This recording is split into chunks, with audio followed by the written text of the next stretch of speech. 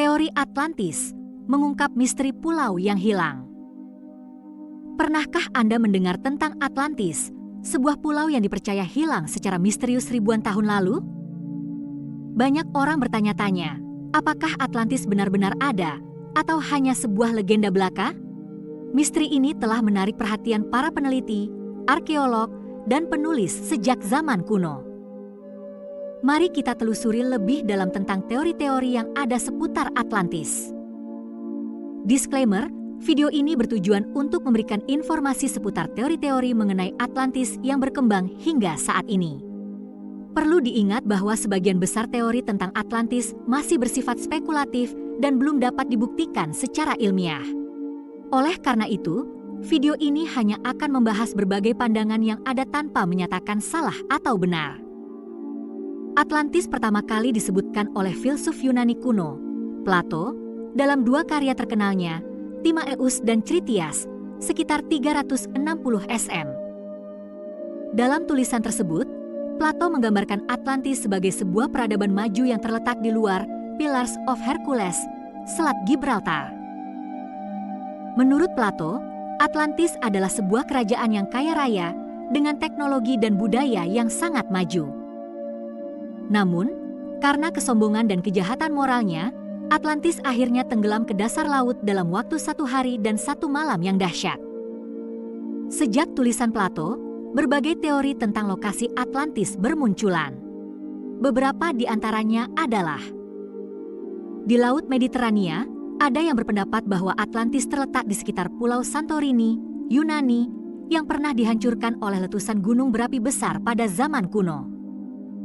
Di Samudra Atlantik, salah satu teori yang paling populer adalah bahwa Atlantis berada di tengah Samudra Atlantik, tepatnya di wilayah yang dikenal sebagai Mid-Atlantic Ridge. Beberapa peneliti percaya bahwa pulau ini tenggelam akibat pergeseran lempeng tektonik. Di Karibia, beberapa teori juga menyebutkan bahwa Atlantis terletak di wilayah Karibia, khususnya di sekitar area seperti Bimini Road, sebuah formasi batuan yang dianggap oleh sebagian orang sebagai sisa-sisa bangunan kuno. Apakah Atlantis benar-benar ada? Meskipun ada banyak teori tentang keberadaan Atlantis, bukti fisik yang mendukungnya masih sangat terbatas. Banyak ahli sejarah dan arkeologi yang meragukan keberadaan Atlantis sebagai sebuah pulau nyata. Sebagian berpendapat bahwa cerita Atlantis mungkin hanya sebuah alegori yang digunakan Plato untuk menggambarkan peringatan tentang kesombongan dan kehancuran moral sebuah peradaban. Namun, beberapa penemuan arkeologi dan geologis, seperti formasi batuan yang tidak biasa di dasar laut, terus memicu perdebatan apakah Atlantis mungkin pernah ada.